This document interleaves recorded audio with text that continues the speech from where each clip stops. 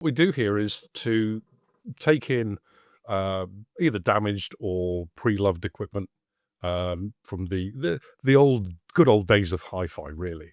And what we do is bring them in, completely strip them down, get them back into a good working condition again, either for a customer who's wanting to have an item repaired, or for equipment that we bought in that we refurbish, and then somebody can come and buy it at a reasonable price. And they know that they're getting something that's been well serviced. And I love doing it. I love meeting people and having them come in and talk about the kind of system that they want. And most of them are quite surprised with the cost. It's not as expensive as people think. The big advantage is how well it's put together. It's almost infinitely repairable. There are some difficulties finding cosmetic parts and so forth for equipment, but we can usually find them online. And internally, you can rebuild the insides of most equipment to a very good standard, so that it works as well as it did when it was new, or better. There are very few people still doing this. The nearest company, I think, to us here is in Glasgow or Edinburgh.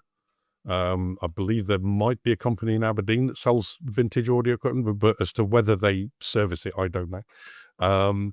So it's a very niche market that is in demand. My training goes back 35, nearly 40 years. And so it's current now, whereas, the other side of the coin is trying to find someone who knows enough about that vintage of equipment to be able to work on it. When you think that a piece of equipment that we may have that's 40 years old, that's been refurbished, it lasted 40 years to begin with, the chances are it'll last another 40. So, there are mechanical parts that wear out and so forth, but they take a long time to wear out. And as long as the equipment is looked after, and if there's any signs of a problem developing, it's dealt with quickly.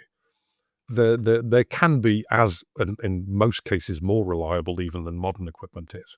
I was brought up here. Don't let the accent fool you. I came to Kinloss as a very young child, with my father being in the Royal Air Force. It was his last posting. He decided to stay here, and we've remained here ever since, apart from periods of time that I've spent working abroad. So I don't find Forres a difficult place to be. It's a lovely town. It's a great place to be around. Very friendly customers 99% of the time. And we've got some good contacts locally in Forres with Reboot and also with Wastebusters, who are very helpful. Most of the customers we know by name and they know me, so they do come back. We've had people who've bought equipment or had equipment repaired. They've come back to upgrade it. They've come back to perhaps have it serviced. And it's just nice for them to know that there is somebody around, an actual human being, who they can contact if they have a problem.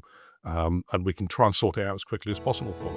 For news about the local community, local businesses and local events, go to forestlocal.com.